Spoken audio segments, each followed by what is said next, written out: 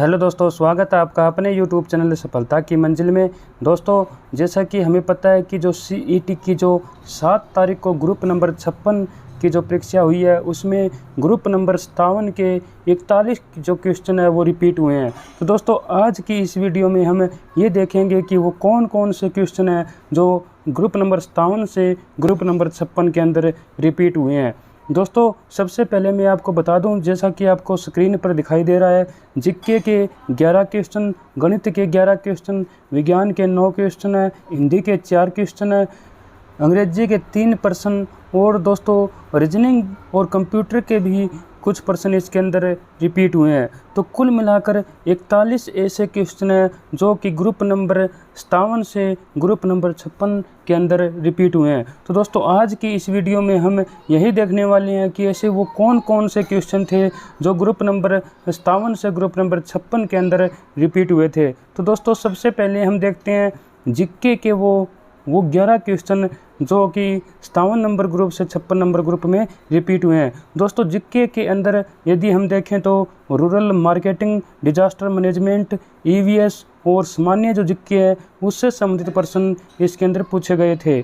GK के जो question repeat हुए हैं उनमें RKVY की फुल फॉर्म, NAIS की फुल फॉर्म, IMRB का विस्तारित रूप क्या है। तो दोस्तों, इसके अंदर जो फुल फॉर्म और जो स्थापना का जो वर्ष है वो दोस्तों बहुत बड़ी संख्या में पूछा गया था और वो क्वेश्चन इसके अंदर रिपीट भी हुए हैं।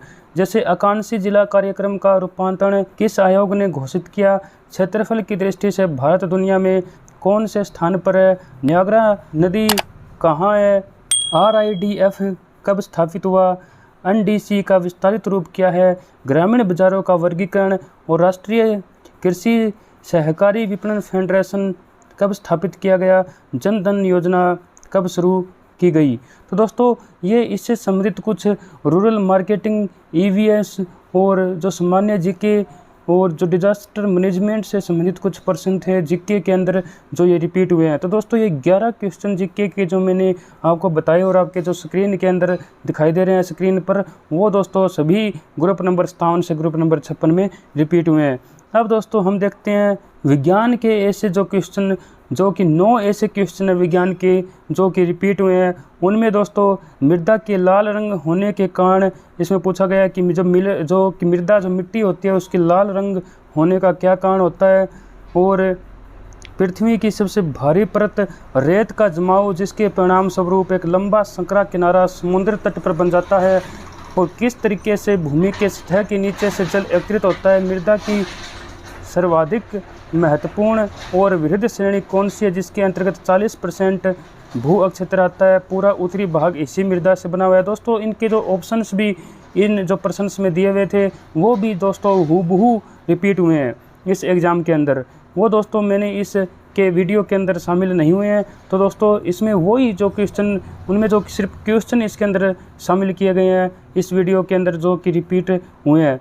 गहरी संकरी घाटी जिसके साथ खड़ी ढाल हो वह क्या कहलाती है, कौन सी परत क्रस्ट के नीचे होती है, विटामिन ए को रेटिनॉल कहते हैं तो विटामिन सी को क्या कहते हैं, जल के साथ अवांछित पदार्थ का मिलना क्या कहलाता है। तो दोस्तों, ये 9 प्रश्न जो गणित जो कि विज्ञान के थे, ये 9 प्रश्न जो विज्ञान के थे ये भी दोस्तों हूबहू रिपीट हुए हैं ऑप्शंस के साथ। अब दोस्तों, हम हिंदी के कुछ प्रश्न देखते हैं कि हिंदी में ऐसे कौन से प्रश्न थे जो ग्रुप नंबर 57 से ग्रुप नंबर 56 में रिपीट हुए हैं। उनमें दोस्तों खालिक बारी किसकी रचना है, महावीर प्रसाद द्विवेदी को किस वर्ष सरस्वती पत्रिका के संपादक के रूप में नियुक्त किया, हिंदी में वचन के कितने भेद है, शौरसेनी अपभ्रंश से किस उपभाषा का विकास हुआ। ये दोस्तों कुछ प्रश्न हिंदी के जो 4 प्रश्न है ये भी रिपीट हुए हैं। इनके दोस्तों एक महत्वपूर्ण बात ये है, ये प्रश्न तो रिपीट हुए ही है, साथ में इनके जो ऑप्शन है वो भी दोस्तों हूबहू इसके अंदर इस जो क्वेश्चन पेपर के इसके अंदर रिपीट हुए हैं।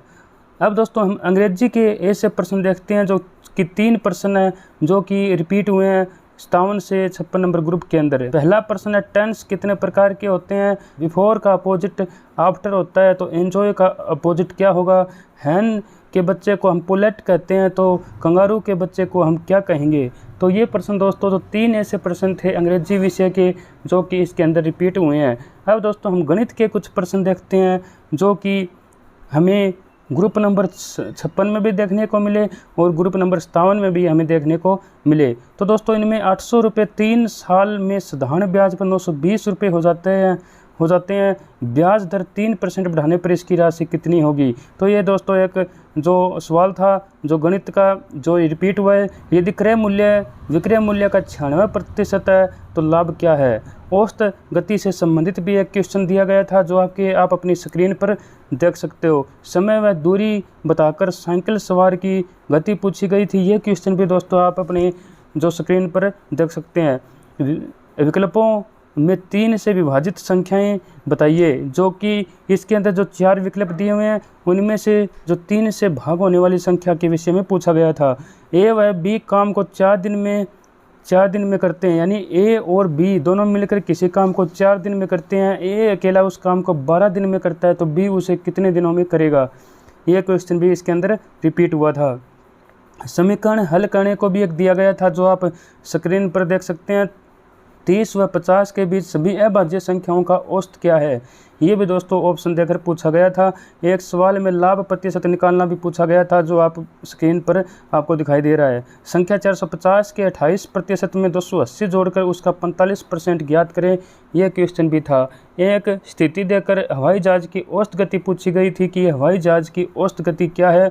तो ये दोस्तों ये जो गणित विषय के 11 ऐसे क्वेश्चन थे जो कि उभू ग्रुप नंबर 57 से ग्रुप नंबर 56 के अंदर रिपीट हुए हैं। तो दोस्तों अब हम कंप्यूटर के कुछ ऐसे प्रश्न देखते हैं जो कि रिपीट हुआ है। उसमें दोस्तों मेरे लिए हमें सिर्फ एक जो क्वेश्चन दिखाई दिया जो रिपीट हुआ है कंप्यूटर के विषय से, और वो क्वेश्चन है किसका उपयोग डेटाबेस से डेटा को मैनिपुलेट करने में किया जाता है। और रीजनिंग के दोस्तों इसके अंदर 2 जो क्वेश्चन है वो रिपीट हुए हैं। उनमें कौन से आरेख हाथी भेड़ियों और जानवरों को सही तरीके से दिखाता है, और यदि डी के बराबर 4 है तो कवर के बराबर 63 है तो बेसिस का मान क्या है। तो ये दोस्तों ये जो रीजनिंग के 2 क्वेश्चन है ये दोस्तों ग्रुप नंबर 57 से ग्रुप नंबर 56 में रिपीट हुए थे। तो दोस्तों हम देखें तो कुल मिलाकर 41 ऐसे क्वेश्चन है जो ग्रुप नंबर 56 से ग्रुप नंबर 57 में रिपीट हुए हैं। दोस्तों हम देखें तो जो ग्रुप नंबर 56 की जो परीक्षा है वो 5 तारीख को होनी थी पहले, और जो ग्रुप नंबर 57 की जो परीक्षा है वो 6 तारीख को होनी निश्चित हुई थी। इस हिसाब से हम देखते हैं तो दोस्तों ये सभी क्वेश्चन 57 नंबर ग्रुप में रिपीट हो जाते, क्योंकि जो ग्रुप नंबर 56 का जो एग्ज़ाम था वो दोस्तों पहले होना निश्चित हुआ था, वो ग्रुप नंबर 57 का एग्ज़ाम बाद में होना निश्चित हुआ था। तो अब दोस्तों जब ये उल्टा हो गया, पहले ग्रुप नंबर 57 की परीक्षा ले ली गई और ग्रुप नंबर 56 की परीक्षा बाद में हुई, तो दोस्तों ये 57 नंबर ग्रुप से 56 नंबर जो ग्रुप है उसके अंदर का जो एग्ज़ाम था उसके अंदर ये सभी क्वेश्चन रिपीट हो गए। तो दोस्तों ये एक बहुत ही बड़ी लापरवाही और एक मजाक सा जो विद्यार्थियों के साथ बना है वो दोस्तों हमें इस एग्ज़ाम के अंदर देखने को मिला है। तो दोस्तों कुल मिलाकर 41 क्वेश्चन, जिसमें जीके के 11 क्वेश्चन, गणित के 11 क्वेश्चन, विज्ञान के 9, हिंदी के 4, अंग्रेजी के 3 जो क्वेश्चन है और कंप्यूटर का 1 और रीजनिंग के 2 क्वेश्चन है जो हमें रिपीट के रूप में हमें देखने को मिले। तो दोस्तों ये बहुत ही बड़ी HSC के द्वारा अनियमितता और बहुत ही बड़ी जो बच्चे तैयारी करते हैं, जो बच्चे एग्ज़ाम देकर अपना भविष्य को सुधारना चाहते हैं, जो दिन रात जो कि मेहनत में लगे रहते हैं, उन बच्चों के साथ दोस्तों ये एक मजाक HSC ने किया। तो दोस्तों इसको लेकर HSC को ज़रूर कुछ ना कुछ कार्रवाई करनी चाहिए और इस विषय में जल्द से जल्द एक निर्णय तक पहुंचना चाहिए, ताकि जो कैंडिडेट्स है उनको लेकर जो उनमें जो डाउट है, उनमें जो सस्पेंस है वो दोस्तों क्लियर हो सके और वो अपनी आगे की परीक्षा की भी अच्छे से तैयारी कर सके। तो दोस्तों HSC को इस संबंध में ये कहना चाहिए कि जो भी इसके लिए उत्तरदायी है उस पर कठोर से कठोर कार्रवाई करनी चाहिए, ताकि ऐसी जो परिस्थिति है हमें आगे देखने को न मिले। तो दोस्तों HSC ये एग्ज़ाम कैंसिल करती है या फिर इसी को आधार मानकर मेरिट लिस्ट जारी कर आगे जो इस भर्ती को पूरी करती है, ये तो दोस्तों HSC पर ही निर्भर करेगा कि वो इस पर अपना क्या फैसला लेती है। लेकिन दोस्तों इसके संबंध में बहुत कुछ हम सोशल मीडिया पर देख रहे हैं कि कोई कहता है कि कैंसिल होना चाहिए, कोई कहते हैं कि कैंसिल न होकर इसी के आधार पर मेरिट लिस्ट बनाई जानी चाहिए, और कुछ अपने अपने विचार दोस्तों इसके ऊपर हमें देखने को मिल रहे हैं। कोई कह रहा है दोस्तों जो 41 जो क्वेश्चन है उनको छोड़ के जो बाकी 59 जो क्वेश्चन बनते हैं उनके आधार पर मेरिट लिस्ट बनाई जानी चाहिए। तो दोस्तों इस संबंध में अभी पीछे SCS का जो क्वेश्चन जो पेपर है उसमें जो दोस्तों 38 क्वेश्चंस है जो हमें रिपीट अवस्था में देखने को मिले थे, उसमें भी हाई कोर्ट ने यही डिसीजन दिया था कि जो 38 जो क्वेश्चन है उनको हटाकर जो बाकी क्वेश्चन बचते हैं उनके आधार पर मेरिट लिस्ट को बनाया जाए। तो दोस्तों प्रोबेबिलिटी ये भी हो सकती है कि ऐसा ही इसी एग्ज़ाम में हमें देखने को मिले कि जो 41 की जो क्वेश्चन है वो जो रिपीट हुए हैं उनको हटाकर जो 59 जो क्वेश्चन बाकी बचते हैं उनके आधार पर एक मेरिट लिस्ट तैयार की जाए और इस भर्ती को पूरा किया जाए। वो तो दोस्तों समय ही बताएगा कि ये भर्ती जो एग्ज़ाम है ये दोस्तों पूरी तरह से कैंसिल होता है या फिर इसी को आधार बनाकर मेरिट लिस्ट बनाई जाती है, या इसमें कुछ संशोधन के द्वारा जैसे मैंने आपको बताया उस हिसाब से इस भर्ती को पूरा किया जाता है। तो दोस्तों ये HSC पर निर्भर करेगा और आगे वो इस आधार पर क्या निर्णय लेती है। लेकिन दोस्तों ये एक बहुत ही बड़ा लापरवाही भरा कदम हम इसको कह सकते हैं। हो सकता है दोस्तों हम कि 1 या 2 क्वेश्चन रिपीट हो जाए, हम वो एक नॉर्मली जो सिचुएशन हो सकती है, लेकिन एक ही क्वेश्चन पेपर के अगले दिन के एग्ज़ाम में 41% रिपीट होना, ये दोस्तों कोई इतनी बड़ी लापरवाही कैसे कर सकता है, बच्चों के साथ इतना बड़ा मजाक कैसे कर सकता है। तो दोस्तों इस संबंध में HSC और सरकार को आगे बढ़कर कार्रवाई करनी होगी ताकि ऐसी सिचुएशंस हमें भविष्य में देखने को न मिले। तो दोस्तों इस वीडियो का यही उद्देश्य था कि मैं आपको वो क्वेश्चन बताऊं जो ग्रुप नंबर 57 से ग्रुप नंबर 56 में रिपीट हुए हैं। तो दोस्तों मिलते हैं अगली वीडियो में। Thank you.